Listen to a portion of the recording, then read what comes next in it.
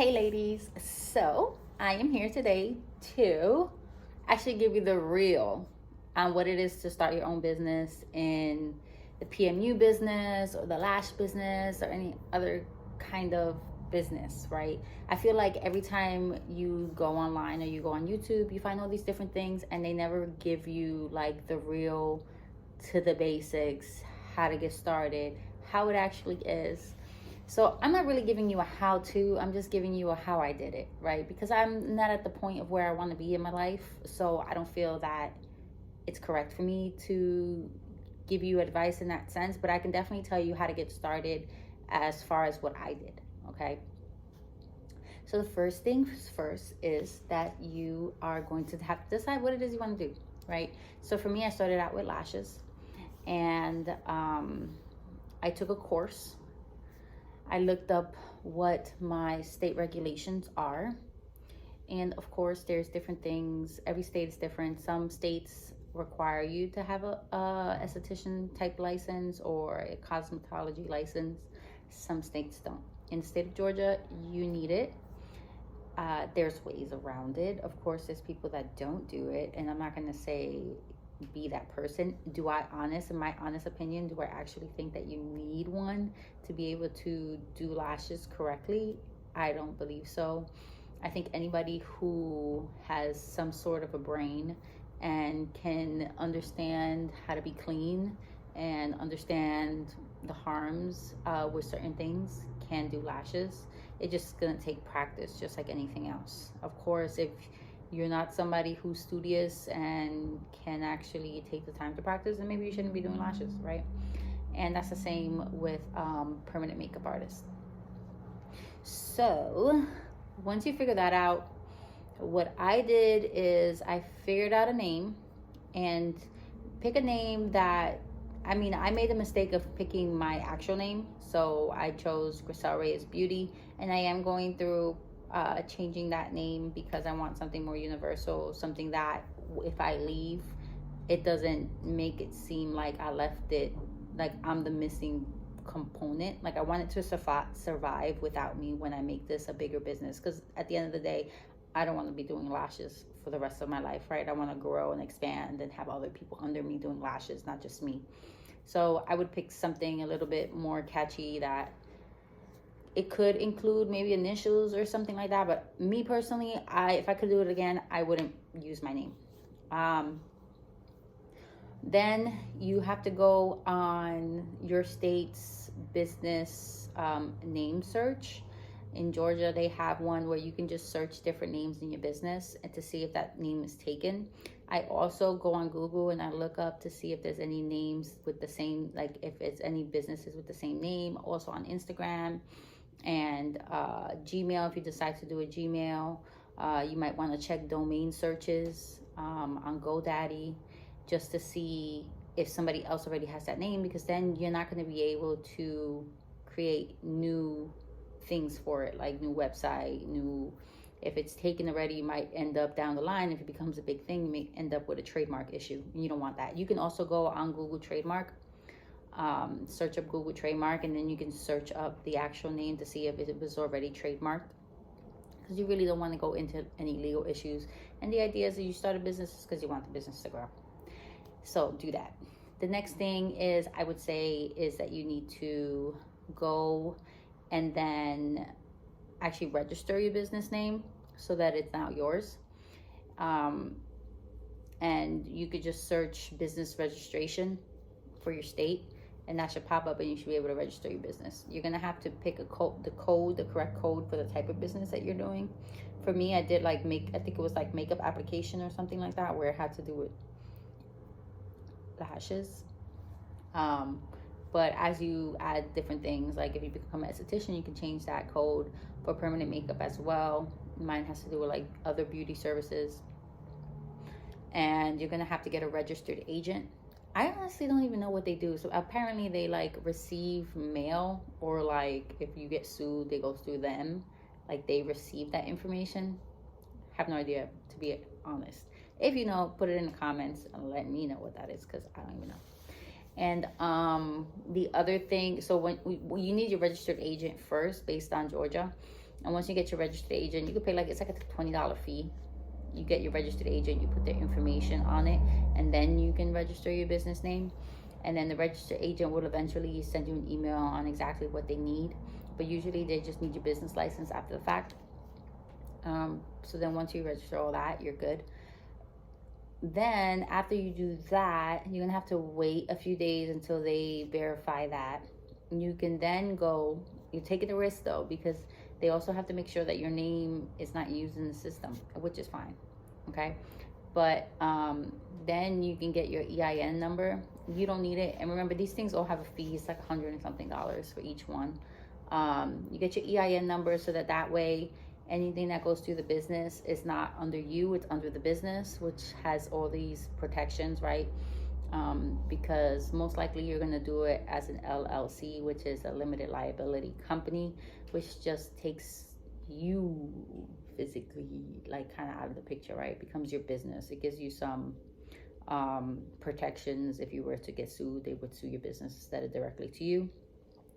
Also, it also helps with if you do the LLC, you don't have to do annual financials and stuff like that. If you do the other ones, like the co-op and stuff like that, I said co-op, corporation, then you would have to do that stuff.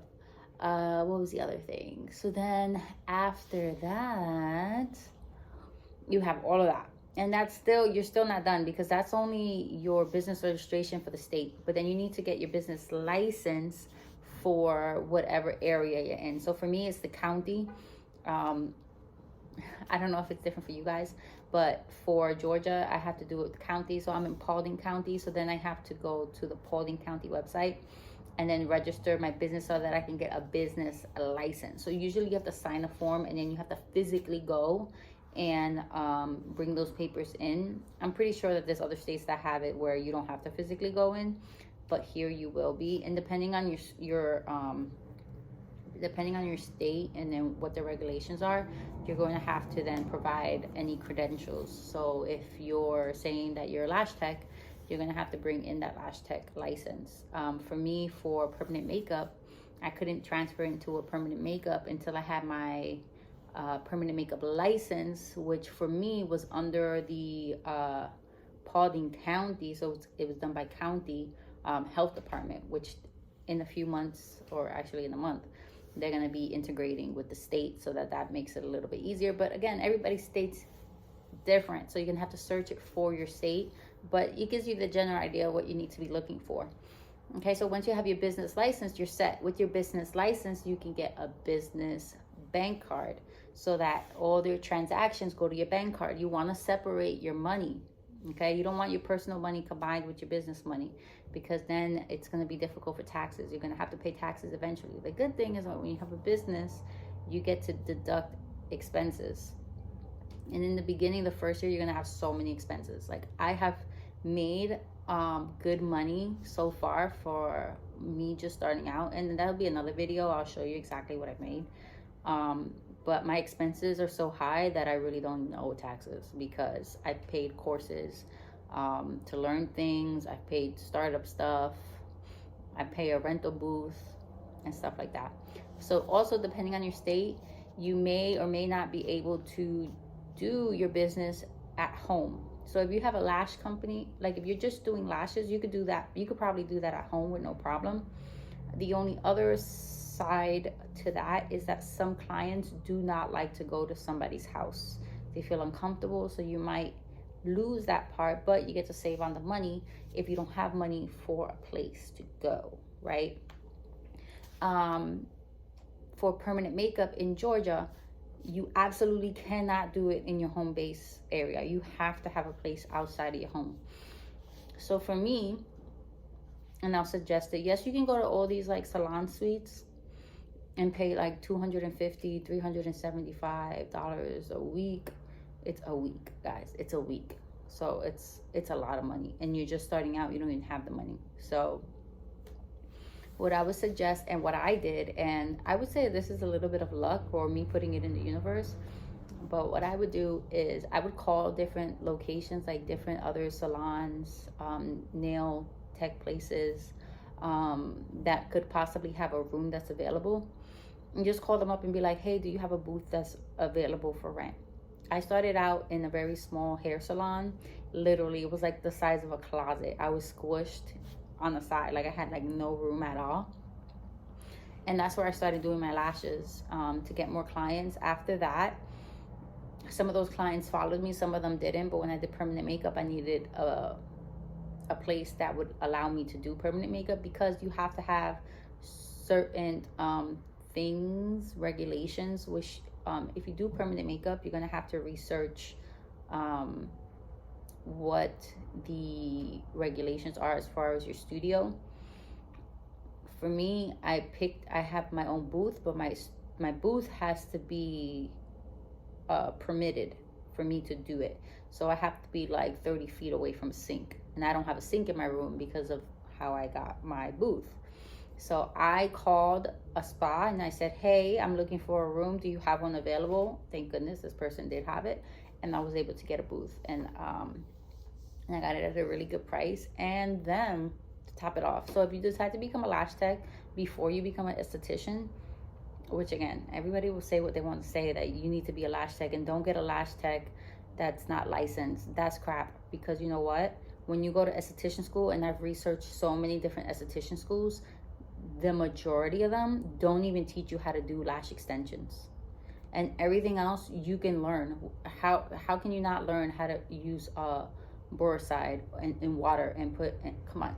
These things you can learn and you can practice and do. You do not need a $20,000 course, a school, to teach you how to do that. That's my thing. I'm a little upset about this, as you can tell.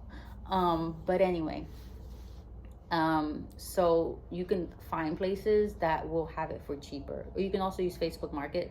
Just be careful, there's scammers, a lot of them. The other thing is, once you have your booth, then now you have an official place, and you have your bank card. Well, your bank card, you can also apply for a credit card. Be very careful, because if you're not responsible, I wouldn't even get the credit card. Make sure that you're responsible first. Okay, so you might want to try out the bank account first, and then see if you want to later get a credit card. You'll get, if you do, like, there's a lot of credit cards out there. I forget which one. The one that I did, the max they would give me for a new business was $10,000, which was more than enough, because I was not planning on spending that much. So that is the beginner at the basic of just starting a business. And believe me, there's a lot. What I can say, and your takeaway right now, if you want to start a business, it's amazing. I'm a little bit obsessed right now with my business, and I want it to grow, but it's something that you have to nurture. It's something that you have to grow with. You're going to make mistakes. You're not going to make money right away at all. You might walk away maybe a month, if you're lucky, with $600 for the month. So you're going to need to figure that out. Where are you going to live? Are you going to stay with mom and dad? Are you going to roommate with 5 other people to make enough money? My situation was different, because my husband was able to do double shifts to compensate for my schedule, for my salary, which I gave up because I was a former teacher. So I gave up a whole entire salary to do this.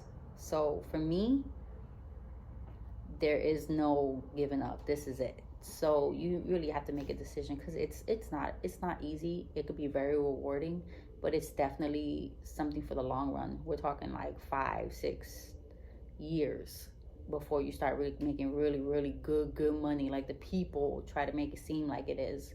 It's not a 1-year thing, for sure. I've already done 1 year, and half of that year it was me figuring it out, so I didn't even make any money. But the other half, I'm targeting, if I keep going, hopefully as strong as I'm going right now, I might clear the year with 50,000 gross, but that's still not calculating my expenses. So, you know, at the end, did I really make money that first real year? Nah, not really. Definitely not worth what my salary was. But to me, that doesn't make a difference, right? So click and follow, subscribe if you want more real talk on how I'm doing in my business, which will hopefully translate to you on what you need to do with yours. Okay, bye-bye.